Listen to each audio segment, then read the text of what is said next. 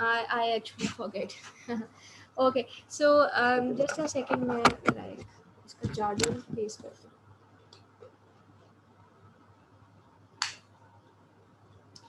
Okay, सो अच्छा जी, अब इसके अंदर जो मैं बताने का मकसद यही था कि हमारे पास जो मुख्तलिफ इसमें डिफरेंस आ रहे थे कि क्लासिकल के अंदर जो थे वो हम क्या थे जी, बेसिक हमारा ये मॉडल था, रिजिड था ये, ठीक है जी, इनफ्लेक्सिबल था. हमारे पास जो रियल प्रोजेक्ट्स पे ये कोई भी काम नहीं कर सकता था, जो मेरे पास क्लासिकल वाटरफॉल था, ठीक है जी. आपको पता होना चाहिए. उसके बाद आपने इसी में ही आइट्रेशन वाटरफॉल देखा था. आइट्रेशन वाटरफॉल था ये भी बेसिक ही, ठीक है ना, लेकिन इसकी प्रॉब्लम्स को ये कवर करता था, ठीक है ना. जो आपके पास इसमें क्लासिकल में आती थी, इसकी प्रॉब्लम्स को ये कवर अप करता था. किस तरीके से करता था, फीडबैक्स प्रोवाइड करके, ठीक है ना. अभी मैंने इसके बाद जो है वो हम आपके पास आ जाते हैं जी कि आप एवोल्यूशनरी मॉडल्स पे आप मूव करके, तो जितने आपके लार्ज प्रोजेक्ट्स हैं उनके लार्ज प्रोजेक्ट्स की अगर आपने लार्ज प्रोजेक्ट्स को परफॉर्म करना है तो लार्ज प्रोजेक्ट्स के लिए जो है आप एवोल्यूशनरी मॉडल को फोकस कर सकते हैं, ठीक है जी. प्रोटोटाइपिंग में हमारे पास क्या थी, हमारे पास यूज़र रिक्वायरमेंट जहाँ पर क्लियर नहीं थी, ठीक है. हम अगर बात करें ना कि यार यूज़र रिक्वायरमेंट इतनी क्लियर नहीं है, ठीक है ना, तो उसमें हमने जो है वो प्रोटोटाइपिंग को अप्रोच किया था, ठीक है, कि जी हमने क्योंकि रिक्वायरमेंट्स क्लियर नहीं थी, अगर आप नहीं बनाते हो तो वो एक्स्ट्रा कॉस्टली ये भी था, प्रोटोटाइपिंग भी ये था. मैं ज़रा एक एक लेटर लिख दूँ, ठीक है. एवोल्यूशनरी था. प्रोटोटाइपिंग में जो हम कब आए थे, जब मेरी यूजर रिक्वायरमेंट्स इतनी क्लियर नहीं थी, ठीक है ना. थोड़ा अगर आप नहीं बनाते हो तो आपके पास यूज़र रिक्वायरमेंट जब क्लियर नहीं है, फिर भी आप प्रोजेक्ट डेवलपमेंट कर देते हो तो एट द एंड आपको ज़्यादा जो है वो नुकसान देगा, ठीक है ना. तो एज़ कम्पेयर कि आप प्रोटोटाइपिंग ही की थोड़ी सी कॉस्ट बेयर कर लो तो एटलीस्ट आप जो है वो एट द एंड उससे बच जाओगे, ठीक है. सो शुरू में जो है वो आपके पास इसमें था कि ये नहीं आप कहते थे कि जी हमने शुरू में ही रिक्वायरमेंट्स का सेट इस पर लॉक कर दिया था, नहीं ये नहीं आप कहते थे, ठीक है ना. रिक्वायरमेंट्स का सेट लॉक नहीं होता था क्योंकि रिक्वायरमेंट्स क्लियर ही नहीं होती थी, तो आप कैसे लॉक कर सकते हो. तो आप इसके अंदर क्या करते थे, हाई यूज़र इन्वॉल्वमेंट करते थे. हाई यूज़र इन्वॉल्वमेंट कैसे करते थे, प्रोटोटाइप्स को जो है वो बना के उसको दिखा के उसकी कंफर्मेशन लेके उसमें रिफाइनमेंट करके फिर आप जो है वो एक्चुअल में आगे डिज़ाइनिंग और वो सारा काम करते थे, ठीक है जी. तो इसके अंदर आप रीयूजेबिलिटी का फैक्टर जो है वो बहुत ज़्यादा इन्वॉल्व हो जाता था. रीयूजेबिलिटी से क्या मुराद है कि माइट भी आप अपने प्रोटोटाइपिंग के ऊपर, मैं मज़ीद डिटेल में बताऊंगी, लेकिन अभी मैं सिर्फ आप लोगों की इसकी बेस स्ट्रॉन्ग कर रही हूँ कि जी रीयूजेबिलिटी का क्या मतलब है कि जी फॉर एग्जांपल अगर आपने एक प्रोटोटाइप डेवलप कर लिया है और अगर उसी में आप रिफाइनमेंट कर रहे हो तो नाउ एट दी एंड आपने उसी को रीयूज़ करके अपनी एक्चुअल डेवलपमेंट की तरफ आप मूव कर जाते हैं, ठीक है ना. फिर हम इंक्रीमेंटल अप्रोच, इंक्रीमेंटल मॉडल की तरफ जो थे वो बढ़े थे. इंक्रीमेंटल मॉडल में हम, मैंने क्या कहा था, मॉड्यूल बाय मॉड्यूल आप काम करते हो. मॉड्यूल बाय मॉड्यूल काम करने का मुराद ये नहीं कि सिर्फ आपने काम करके अपने पास रख लिया. इंपॉर्टेंट वर्ड ये है, मॉड्यूल बाय मॉड्यूल डिलीवरी कर रहे होते हो, ठीक है जी. और यहाँ पर आपने क्या करना होता है, आपके पास क्योंकि आप मॉड्यूल बाय मॉड्यूल कर रहे होते हो तो आपके पास शुरू में ही टेस्टिंग, अर्ली टेस्टिंग हो जाती है, अर्ली डिबगिंग हो जाती है, अर्ली आपके मॉड्यूल्स की जो है वो डिलीवरी हो जाती है. और इसके अंदर अगर आप डिटेल्स में जाते हो तो सम अप्रोचेस कहते हैं कि इंक्रीमेंटल के अंदर जैसे आप ये कहते हो ना कि प्रोटोटाइप में आपको क्लियर नहीं थी तो आप रिक्वायरमेंट्स को अर्ली लॉक नहीं करते हो, लेकिन इसमें आपकी रिक्वायरमेंट शुरू में ही लॉक हो जाती है, ठीक है ना. फिर रिक्वायरमेंट्स आपकी हो गई हैं, रिक्वायरमेंट्स आपको पहले से पता है, अब आप आगे मूव करोगे. लेकिन मैंने इसके अंदर जो आपको मिक्सचर करके दिखाया है अबाउट द प्लान ड्रिवन का और एजाइल का, तो वो आपको थोड़ी सी फ्लेक्सिबिलिटी प्रोवाइड कर देता है अगर आप एजाइल की तरफ जाते हैं, ठीक है ना. फिर आपके पास एक मॉडल आता है जो कि हमारा आज का एक्चुअली कंटेंट था, दैट इज़ आपका रैड मॉडल, ठीक है जी. रैड मॉडल कहते हैं रैपिड एप्लीकेशन डेवलपमेंट. रैपिड नाम क्या है, रैपिड, तेजी से, रैपिड एप्लीकेशन डेवलपमेंट. ये किसको फोकस करता है कि यार बहुत ज़्यादा प्लानिंग पे, बहुत ज़्यादा उस पर काम ना करो, डेवलपमेंट के ऊपर जो है ना वो फोकस करो, ठीक है जी. तो आप इसके अंदर भी जो है वो यूज़र तमाम लेवल्स पे शामिल होता है आपका. इसके अंदर भी रीयूजेबिलिटी का फैक्टर ज़्यादा होता है. जहाँ पर आपको विद इन 30 to 90 डेज़ जो है वो देना होता है अपना प्रोजेक्ट, वहाँ पर आप रैपिड एप्लीकेशन डेवलपमेंट करते हैं कि डेवलपमेंट पे ज़्यादा फोकस करते हैं, बजाय इसके कि आप प्लानिंग पे इतना टाइम लगाएं और सारा कुछ करें, आप डेवलपमेंट पे ज़्यादा फोकस करते हैं. डेफिनेट सी बात है इसके अंदर भी जो है वो इसके फ़वाइद हैं, इसके अंदर भी जो है वो इसके नुकसानात भी हैं। बहुत सारे ये अप्रोचेज़, बहुत सारे सॉफ्टवेयर्स ये रैड को यूज़ करते हैं, क्योंकि आपको क्विक डेवलपमेंट को फ़ोकस करते हुए क्विक जो है वो प्रोडक्ट, वर्किंग प्रोडक्ट प्रोवाइड करता है, ठीक है। फिर स्पाइरल मॉडल भी जो है वो इसके अंदर हमने किया था। स्पाइरल मॉडल में एक मैंने आपको नाम बताया था कि यार रिस्क का जहाँ नाम आ जाए ना, रिस्क का फैक्टर जहाँ इन्वॉल्व हो जाए, रिस्क एनालिसिस करना है, वहाँ पर आप जो है ना वो स्पाइरल को करें, ठीक है ना। और इसमें भी आप जो है, क्योंकि आप, मैंने आपको दिखाया था आप फेजेस के ऊपर काम कर रहे थे, ठीक है ना, आप जो है वो रिफाइनमेंट्स कर रहे थे, तो इसके अंदर भी जो है वो आप रिक्वायरमेंट्स को अर्ली लॉक नहीं लगा सकते, ठीक है ना। रिक्वायरमेंट्स इसमें भी आपकी चेंज होती रहेंगी, ठीक है ना। यानी कि एट दी एंड अगर आपकी प्रोडक्ट जो है वो नहीं रिसेप्ट होती, तो वो आपको ज़्यादा एक्सपेंसिव जो है वो नुकसानात देती है। तो ये आपका क्या है, ये लेस एक्सपेंसिव है। लेस एक्सपेंसिव किस तरीके से है कि जब आप बार बार हर फेज़ में रिस्क एनालिसिस आप कर रहे हैं, तो आपके पास बग्स के चांसेस कम है, आपके पास रिस्क फैक्टर्स जो हैं वो रिड्यूस हो जाते हैं, ठीक है। लेकिन डेफिनेट सी बात है कि यू शुड हैव, आपको यहाँ पे टाइम ज़्यादा देना पड़ता है, यहाँ पर आपके पास उतनी टीम होनी चाहिए, ऐसी मैन पावर होनी चाहिए जो ये सारा काम कर सके, अदरवाइज ये आपको कॉस्टली देता है। देन सेपरेटली जो है वो हम जब एजाइल मेथड्स पढ़ रहे होंगे तो एजाइल मॉडल को तरफ हम मूव कर जाएंगे। एजाइल मॉडल क्या है, आपका एडवांस मॉडल है, फ्लेक्सिबिलिटी आपको प्रोवाइड करता है, पैरेललिज्म को अप्रोच करता है कि पैरेलली काम करो, ठीक है जी।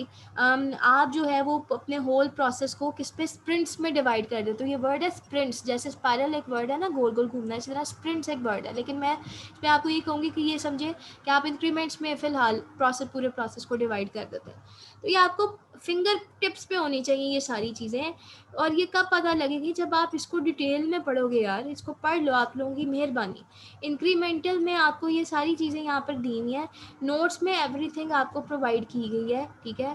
कहाँ पर जो है वो मैंने यहाँ पे नोट्स लिखे थे इसके इंक्रीमेंटल, ये देखें, इसके मैंने आपको सारे नोट्स लिख के दिए हैं, इसको प्लीज़ पढ़ें कि इसमें क्या क्या कुछ था, ठीक है, आपको आइडिया हो। फिर मैंने आपको ये दिया था कि आपने मेजर, ये तो मैं आपको अब राइटर आपने पहला सिंपल 2 मिनट का टास्क नहीं किया कि आपके जहन में टूल्स हो, तो आपने ये कहाँ से किया होगा, ठीक है। इसको करें परफॉर्म। स्पाइरल को जो मैं रैंडमली यहाँ से आपको रीड करके दिखा देती हूँ, ताकि आपको आइडिया हो कि जब पढ़ो तो इस पर कोई हवाई बातें ना लगे, ठीक है। वो स्पाइरल मॉडल के बारे में क्या कहते हैं जी, कि सॉफ्टवेयर प्रोसेस मॉडल है। मैं ऐसे नहीं आपको पढ़ा सकती हूँ डेली, ठीक है जी, ये तो मैं तरीक़ाकार ही नहीं है पढ़ाने का। लेकिन प्लीज़ इसको करें काम। ये आज आपकी ये नोट्स वाली स्लाइड्स पूरी याद हो जानी चाहिए। मैं आप लोगों को आज लिखने वाला टास्क देती हूँ और उस पर मैं मार्किंग करूँगी इसकी। आज आप करेंगे ये काम प्रॉपर। स्पाइरल मॉडल में आप क्या है जी, सॉफ्टवेयर प्रोसेस मॉडल है, जो कि आपकी आइटरेटिव नेचर ऑफ प्रोटोटाइपिंग को कपल अप करता है with the control and systematic aspects of the linear sequential model, ठीक है जी।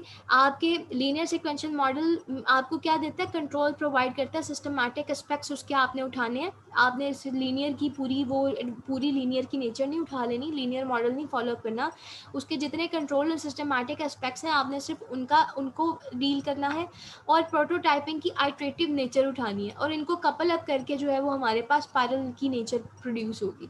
एक बंदा है जी, बेरी साहब है, बेरी बोहम है, ठीक है।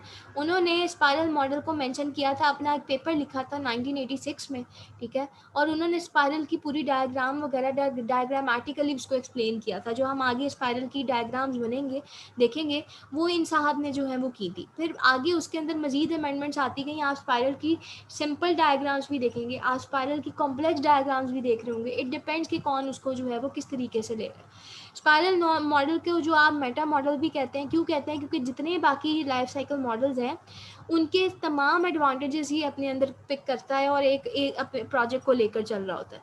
तो this is one of the most important SDLC model, जो आपको रिस्क हैंडलिंग की सपोर्ट प्रोवाइड करता है। डायग्रामेटिक रिप्रेजेंटेशन में उसने आपको दिखाया है कि स्पाइरल की तरह मूव करता है। मैंने कल आपको बताया ये इस तरीके से, ठीक है जी।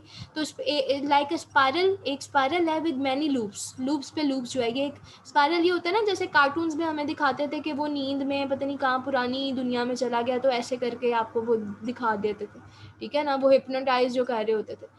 ये क्या है, ये स्पाइरल शेप है ना, तो अभी ये बार बार इसमें आप घूमेंगे तो इसका मतलब आप ये लूप में घूम रहे हैं, ठीक है जी। The exact number of loops of the spiral is unknown and can vary from the project to project. Each loop of the spiral, हर लूप स्पाइरल का जो है वो आपकी सॉफ्टवेयर डेवलपमेंट का क्या है, फेज है। एक फेज पर आपने एक कंप्लीट कर लिया, एक लूप ले लिया, इसका मतलब आपने एक फेज कंप्लीट कर लिया, ठीक है। एक सॉफ्टवेयर को, प्रोडक्ट को डेवलप होते हुए कितने फेजेस से गुजरना है, इसके एग्जैक्ट नंबर प्रोजेक्ट मैनेजर को पहले से नहीं पता होते, या प्रोजेक्ट मैनेजर एनालाइज करता है अपॉन द प्रोजेक्ट रिस्क। जितने ज़्यादा रिस्क है वो उतना ज़्यादा अपनी तसल्ली के लिए इन फेजेस से गुजरेगा, ठीक है।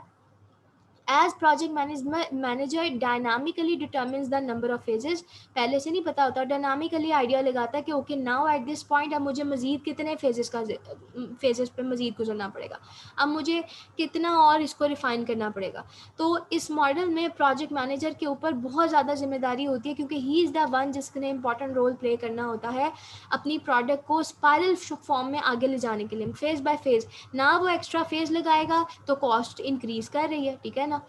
उस फेज में प्रोडक्टिवली काम नहीं हो रहा, प्रोडक्टिवली जो है वो आपको रिजल्ट्स अप्रूव नहीं हो रहे, तो इसका मतलब तब भी आपकी कॉस्ट बढ़ रही है। तो बिकॉज को बढ़ते हुए आपने किस तरीके से जितने ज़्यादा फेजेस उतने ज़्यादा जितने ज़्यादा आपके स्पाइरल्स बढ़ते जा रहे हैं उतने ज़्यादा आप उसमें फेजेस की अल्ट्रेशंस करते जा रहे हैं, उतना ही काम आप इन्वॉल्व कर रहे हैं, उतनी टाइम लगा रहे हैं, उतनी मैन पावर लगा रहे हैं, उतनी एफर्ट लगा रहे हैं, उतना ही आपका बजट इंक्रीज कर रहा है, ठीक है जी।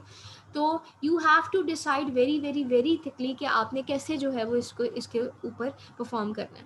पॉइंट जो मैंने बताए थे आपको सेपरेट करके वही यहाँ पे थ्योरी में लिखे हुए हैं। Radius of the spiral at any point represent the expenses. Radius क्या था, मैंने आपको बताया था कि एक सर्कल है, उसका यहाँ से लेके यहाँ तक का ये क्या होता है हमारे पास, रेडियस इसको बोल रहे होते हैं, ये रेडियस होता है बेटा,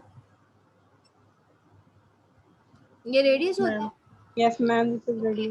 तो स्पाइरल का जो रेडियस है वो आपके एक्सपेंसेस को बताता है कि प्रोजेक्ट की कॉस्ट कितनी लग रही है। मतलब क्या है भाई, यहाँ से इस पॉइंट से आप जितने इसमें लूप्स लगाते जाएंगे उतने, जितना स्पाइरल बड़ा होता जाएगा उसका मतलब आपने उतने ही लूप्स लगा के उतने ही फेजेस में काम किया, ठीक है। तो जितने ज़्यादा होंगे उतने ज़्यादा आपका कॉस्ट इंक्रीज होती जाएगी, जितने कम आपके होंगे उतने इसका मतलब कम फेजेस में आपका जो है ना प्रोडक्ट एक्सेप्ट हुई है। लेकिन बहरहाल आपका इसका ताल्लुक नहीं है कि जी आपने कितने ज़्यादा करने हैं कितने कम करने हैं, it depends on the nature of the project, ठीक है। Angular dimension represent the progress. Angular dimension मैंने आपको समझाई थी ये उससे डिग्री से कि ये क्या है, ये 180 है, ये क्या है, ये 360 है। अगर एक फेज़ आपका एंगुलर डायमेंशन सिर्फ इतनी है तो इट मीन्स कि अभी आपकी प्रोग्रेस सिर्फ पहले फेज़ इस पे है, फिर नेक्स्ट जितना आप यहाँ पे जितना ज़्यादा बड़ा आपका ये एंगुलर डायमेंशन होगी इसका मतलब वो क्या रिप्रेजेंट कर रहे हैं, उतनी ही प्रोग्रेस को करंट फेज़ की इस फेज़ में रहते हुए प्रोग्रेस को अचीव कर रही है कि एक पहले फेज़ में आपने कितनी प्रोग्रेस कर ली है।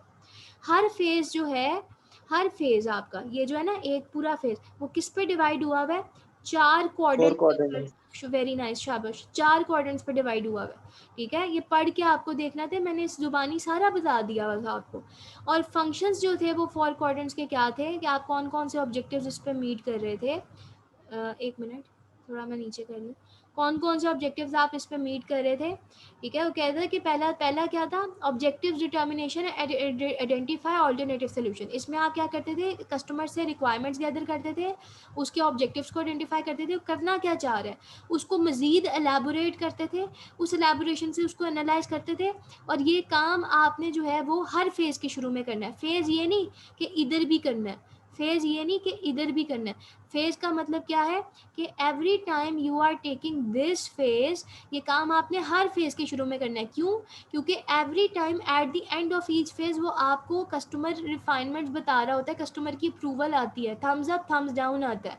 तो थम्स डाउन के केस में जाहिर सी बात है ये एरिया कंप्लीट नहीं था तो यहाँ पे थम्स डाउन आया ना, आपने फिर से, अच्छा ये नहीं कि आपका काम आपने ठीक नहीं किया, माइट भी कस्टमर की रिक्वायरमेंट्स के मुताबिक तो वो हो, या माइट भी वो अर्ली रिक्वायरमेंट्स को तो अचीव कर रहा हो लेकिन रिफाइनमेंट्स की ज़रूरत हो उसमें, ठीक है। तो उसके लिए आपने मज़ीद इसको जो है वो दोबारा ऑब्जेक्टिव्स को अगेन आप एलैबोरेट करेंगे, ठीक है।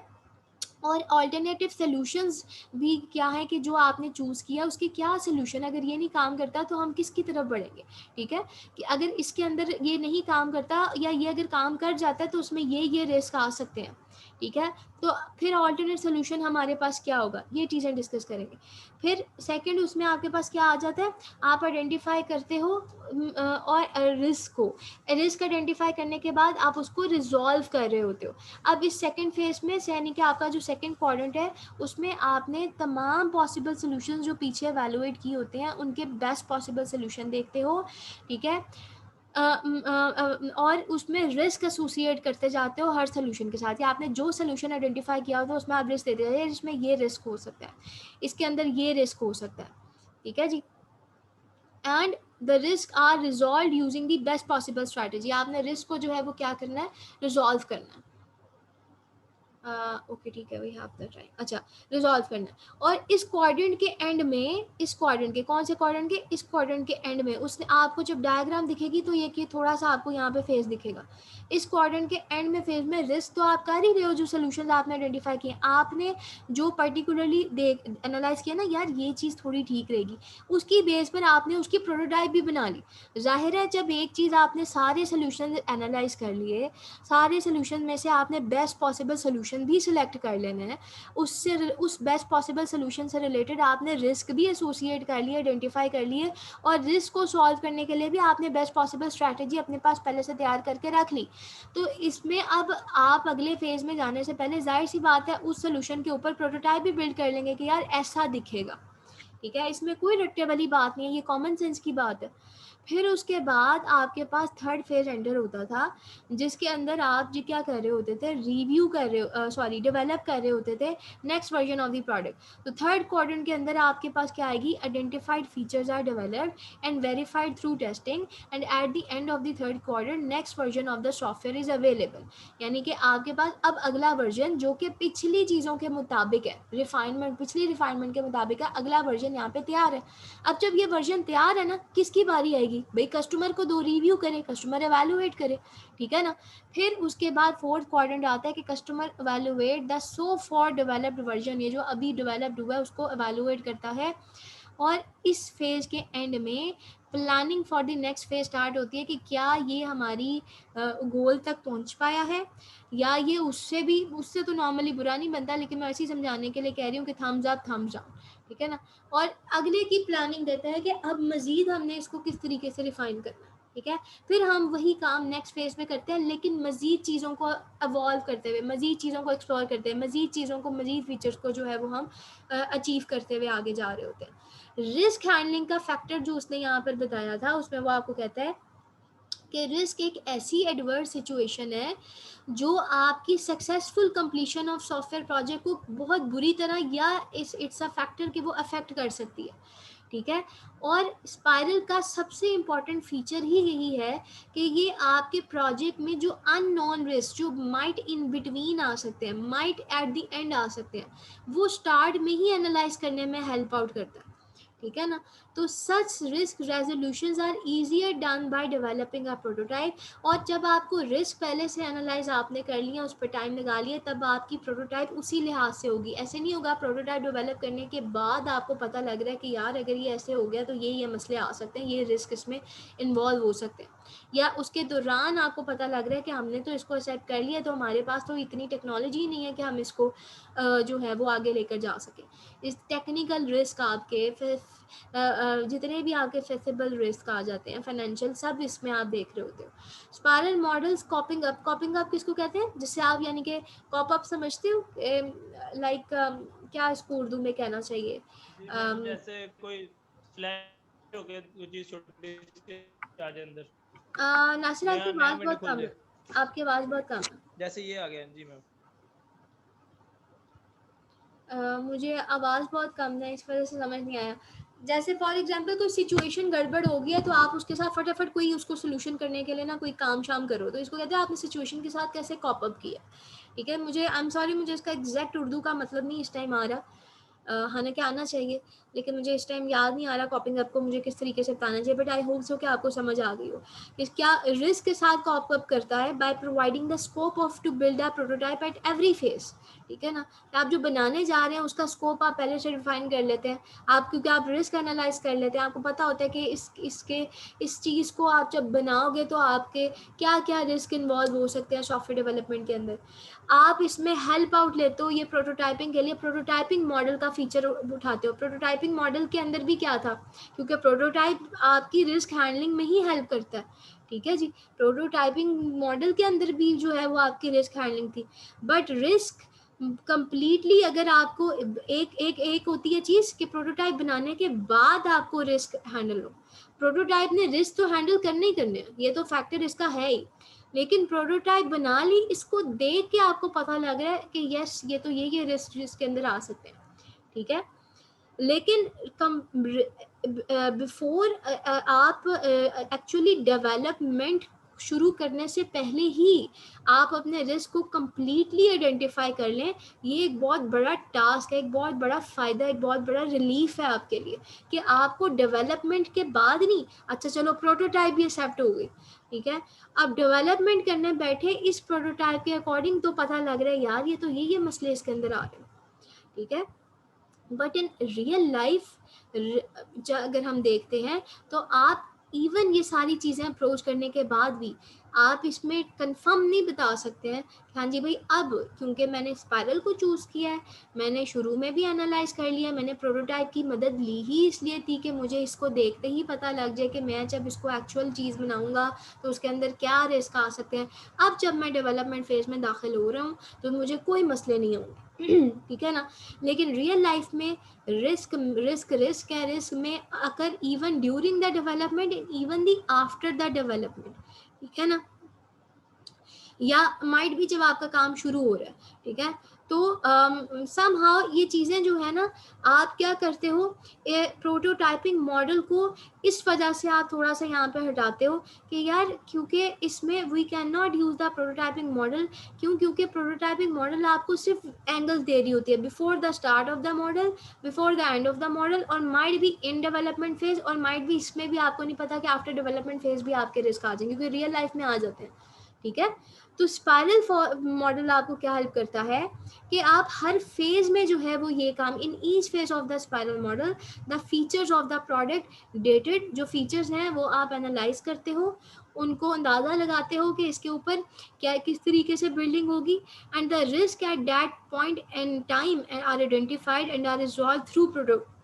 और जो उस टाइम आप प्रोटोटाइप बना कर नहीं रिस्क एनालाइज कर रहे होते, आप थ्रू प्रोटोटाइपिंग अपने रिस्क को जो है वो क्या कर रहे होते हो, कम कर रहे होते हो। ठीक है, सो दिस मॉडल आपको जो है ये फ्लेक्सिबिलिटी प्रोवाइड करता है, तो जब आप पढ़ोगे तो आपको जो है वो ये चीज़ें इसमें दिखेंगी। दूसरा पॉइंट मैंने इसमें आपको क्या बताया था, दूसरा पॉइंट मैंने आपको बताया था कि जी स्पाइरल को मेटा मॉडल क्यों कहा जाता है, बहुत इंपॉर्टेंट है ये, मैंने आपको यहीं से पढ़ के बताया था कि किसकी क्या क्या चीज़ ये अचीव करता है, जिसकी वजह से आप उसको कहते हो कि यार ये चीज़ इसमें बेनिफिट आपको प्रोवाइड करती है। इसके प्लीज़ जाकर पढ़ें, मैंने इसके अंदर जो है वो आपको कुछ डायग्राम्स दी थी, इसको कुछ डायग्राम्स मैंने आपको दी थी।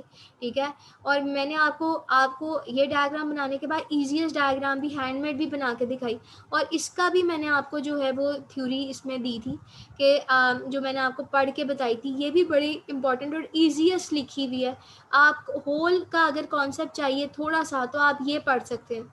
ठीक है जी, इसमें आपको ईजीएस्ट दी थी कि स्पाइरल मॉडल जो शुरू में किसने, इस बंदे ने किया था, जो कब किया था, इस वक्त किया था, कौन था वो।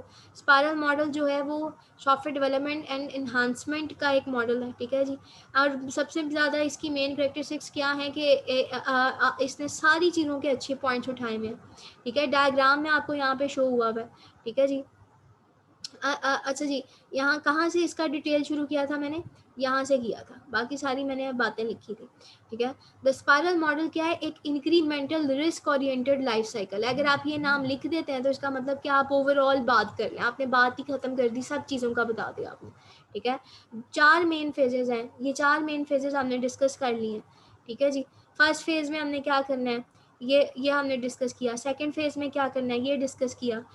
थर्ड स्टेप में क्या करना है वो डिस्कस किया, फाइनली फोर्थ फेज में क्या करना है वो डिस्कस किया. सो बेसिकली स्पाइरल प्रोसेस जो है वो क्या प्रिस्क्राइब करता था, the way of developing software, किस तरीके से by going through these phases, इन तमाम फेजेस में आइट्रेटिव नेचर में आप मूव करते जा रहे थे. और जैसे जैसे आप जो है वो अपने सॉफ्टवेयर में आगे बढ़ते थे, वैसे वैसे आप ज़्यादा से ज़्यादा अपने सॉफ्टवेयर के बारे में आइडेंटिफाई करते थे, ज़्यादा से ज़्यादा आप अपने सॉफ्टवेयर के बारे में मेक श्योर होते थे, ज़्यादा से ज़्यादा आप इंश्योर करते थे कि कौन कौन से रिस्क इन्वॉल्व हो सकते हैं और कैसे जो है वो फाइनल सोल्यूशन तक पहुँचते हुए through with the help of prototyping आपने जो है वो अपने रिस्क को कम से कम करना है. तो तमाम एडवांटेजेस जो है वो आप अपने दूसरे मॉडल्स के इसके अंदर इंक्लूड करते थे और स्पायरल आपको जो है वो हेल्प आउट करता था. ठीक है जी. बाय यहाँ पर क्या इंपॉर्टेंट लाइन और लिखी हुई थी, so there is a risk reduction advantage है आपके स्पाइरल में, रिस्क रिडक्शन एडवांटेज है. क्यों? क्योंकि इतना ज़्यादा रिस्क एनालिसिस जब होता है तो आपके प्रोजेक्ट के फेल होने के चांसेस जो है वो कम से कम हो जाते हैं, और असल बात ही है कि प्रोजेक्ट फेल नहीं हुआ. ठीक है. Second advantage is that functionality can be added at a later phase. ये बड़ा इंपॉर्टेंट है कि आपका स्टैटिक नहीं रखता कि बस अब जो तैयार हो गया वही होना है. ठीक है ना.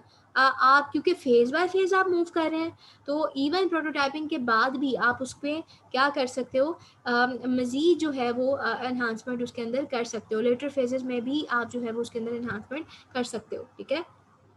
in a iterative nature of the process. Finally, the software is produced early in the software life cycle. और क्या था इसका उसमें फ़ायदा क्या था, अर्ली रिलीज़ कौन देता था, आपने किया था ना कि उसमें क्या बेनिफिट होता है, अर्ली रिलीज़ होता है. तो वहाँ से ये बेनिफिट स्पायरल ने उठाया कि जब आप बाय फेज़ आप मूव करते हो तो eight the end of the third phase आपके पास एक जेनेरिक क्या आ जाती है, डेवलपमेंट फेज आ जाती है, एक प्रोडक्ट डेवलप होकर आ जाती है अर्ली फेज़ की. ठीक है. तो सॉफ्टवेयर जो है वो अर्ली लाइफ साइकिल में ही आपके पास प्रोड्यूस होना शुरू हो जाता है, जिससे आपको एक्चुअल चीज़ें पता लगनी शुरू हो जाती है. So at any iteration we have something to show. तो हर आइट्रेशन में हमारे पास एटलीस्ट कुछ ना कुछ दिखाने के लिए होता है. हम ये नहीं कहते कि हम खाली हाथ हैं, या हम नहीं कहते हमारे पास अभी सिर्फ डॉक्यूमेंट है, हम ये नहीं कहते हमारे पास अभी सिर्फ प्रोटोटाइप है. ठीक है. हम ये नहीं कहते कि हमारे पास जो है वो सिर्फ अभी एक पर्टिकुलर फीचर है. ठीक है. So every time at any phase हमारे पास हर आइट्रेशन में कुछ ना कुछ दिखाने के लिए होता है. हम पिछले वो जो स्टैटिक डेवलपमेंट थी उसकी तरह eight the end of the production पे बिलीव नहीं करते कि एंड आएगा तो हमारे पास पता लगेगा कि क्या है. ठीक है. एंड देन ऑफ कोर्स जब हर फेज में डेवलपमेंट भी हो यानी कि कुछ डेवलप भी होकर आ रहा है और वो कस्टमर के साथ लिंक होगा, तो हम हर फेज में early feedback of the customer ले रहे हैं कि जो चीज़ हम प्रोड्यूस करने जा रहे हैं उसका अर्ली फीडबैक मुझे मिल रहा है. ठीक है. These are the all the collective advantages जो कि इसके अंदर है. The main advantages on the other hand spiral model क्या है जो आपने याद रखना है, at that the risk analysis requires a high specific expertise. मैं उठकर हर चीज़ का रिस्क एनालिसिस नहीं कर सकती, आप उठ के हर चीज़ का रिस्क एनालिसिस नहीं कर सकते, हर डेवलपर उठ के रिस्क एनालिसिस नहीं कर सकता. रिस्क के लिए एक एक्सपर्टाइज चाहिए होती है, एक्सपर्टीज़ चाहिए होती हैं, एक्सपीरियंस चाहिए होता है. जिस बंदे ने इस तरह की फील्ड में काम किया हो उसको पता हो कि इससे क्या क्या मसले मसाइल निकल सकते हैं, क्या हो सकता है. ठीक है. और सम हाउ एक अगर जो फ़ायदा है ना, मैं वो कहते हैं ना कि एक सबसे बड़ी जो आपकी ताकत होती है वो अक्सर कमज़ोरी भी बन जाती है. ठीक है. तो सर ये जो सबसे बड़ी ताकत इसकी क्या है, रिस्क एनालिसिस है. ठीक है. क्यों? और इसमें हाई क्योंकि स्पेसिफिक एक्सपर्टीज चाहिए होती है. But unfortunately whole success of the process is highly dependent on the risk analysis. अगर आपने रिस्क एनालिसिस सही किया है तो आपका प्रोजेक्ट एट द एंड तक आपको बेनिफिट्स प्रोवाइड करेगा जिसके लिए आपने स्पाइरल को क्या किया है, पिक किया है. अदरवाइज आपको पूरी सक्सेस आपकी इसी एनालिसिस के ऊपर डिपेंडेंट होती है. तो it must have done right. अगर ये ठीक ना हुआ तो मसला है. तो दैट्स वाई आपकी कॉस्ट इसमें बढ़ती है कि आपको एक्सपर्टीज़ का जो है वो ज़्यादा इस पर लेना पड़ता है काम. एंड फाइनली स्पायरल मॉडल जो है वो दूसरे मॉडल से क्योंकि सब चीज़ों को शामिल कर रहा है.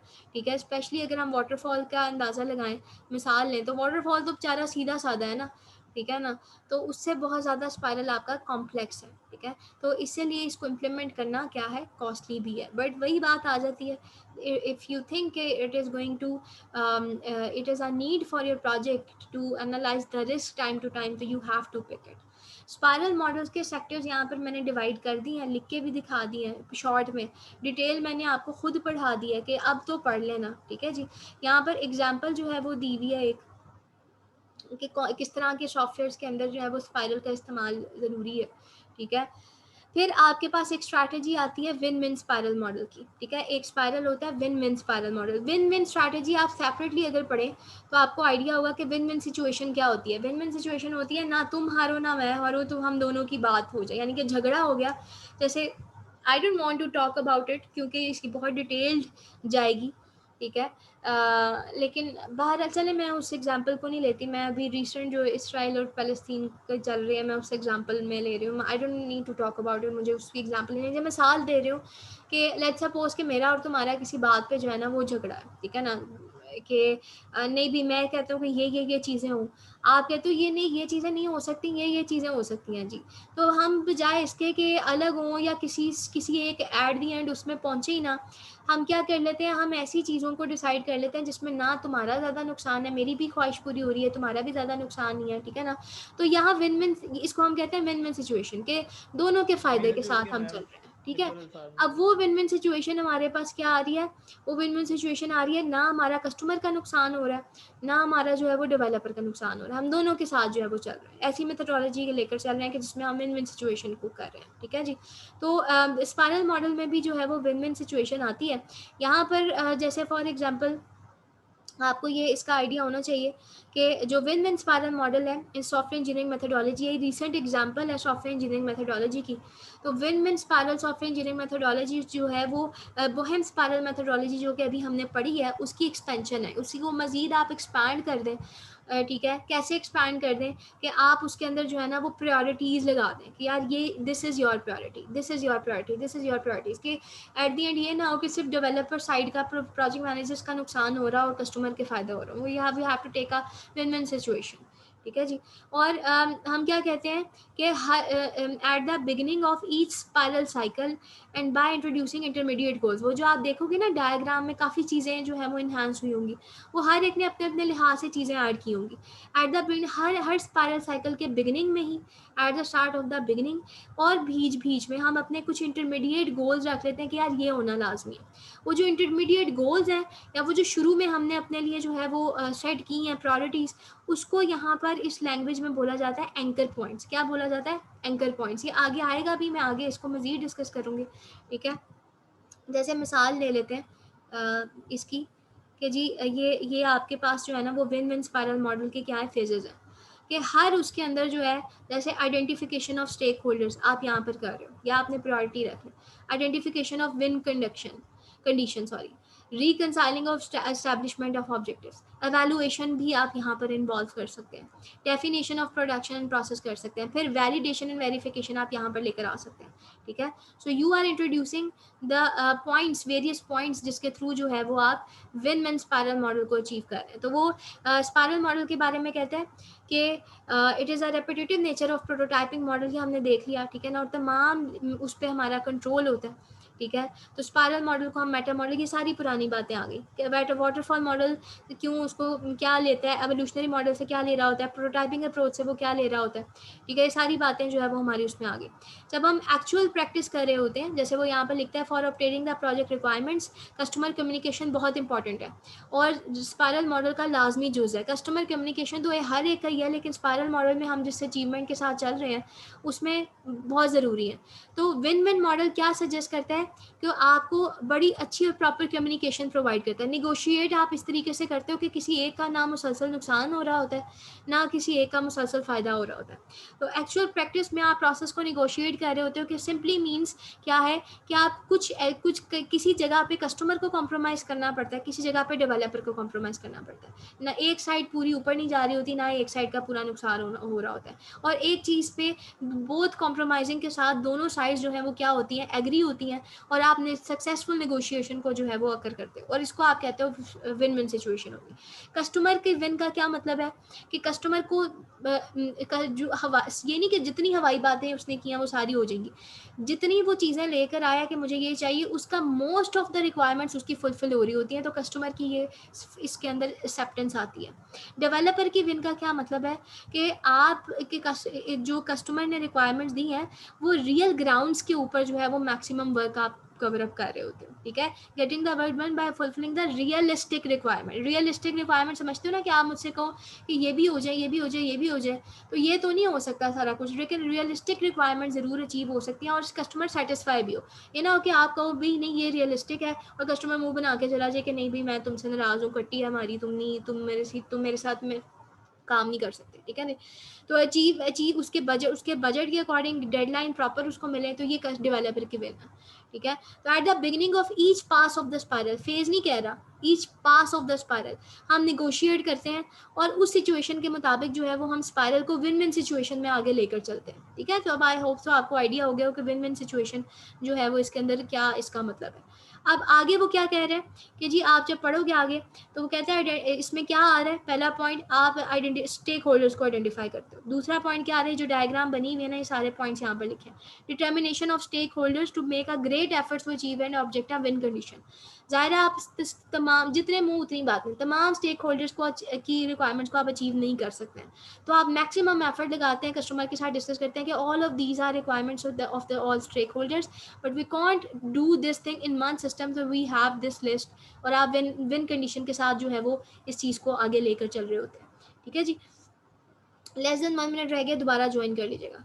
अवेलुएट आप कह रहे होते हैं, तो ये प्रोसेस आपने रीड करने हैं। वो जो एंकर पॉइंट्स मैंने आपको कहे ना जो आपने पीछे करने हैं, वो विन विन सिचुएशन में आपके पास 3 होते हैं। लाइफ साइकिल ऑब्जेक्टिव को आप अचीव करते हो, लाइफ साइकिल आर्किटेक्चर को अचीव करते हो, इनिशियल ऑपरेशन कैपेबिलिटी को आप अचीव करते हो। लाइफ साइकिल ऑब्जेक्टिव का क्या मतलब है, ये वो ऑब्जेक्टिव्स हैं जो सॉफ्टवेयर इंजीनियर की एसेंशियल एक्टिविटीज़ हैं, लाजमी होनी है। लाइफ साइकिल का ऑब्जेक्टिव है, लाइफ साइकिल पकड़ते क्यों हैं हम, ताकि सॉफ्टवेयर बने, ठीक है।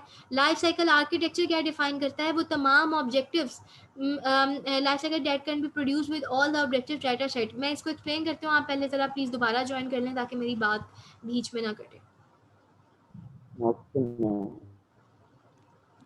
मैम ये नीचे जो डिस्क्रिप्शन है ये मेरे पास स्लाइड्स में शो नहीं हो रही कोई। अब हाँ वो आपकी पीडीएफ है ना, मैं पीपीटी अब आज इसके बाद पीपीटी करती हूँ, पता नहीं पीडीएफ में शो नहीं हो रही, पीपीटी में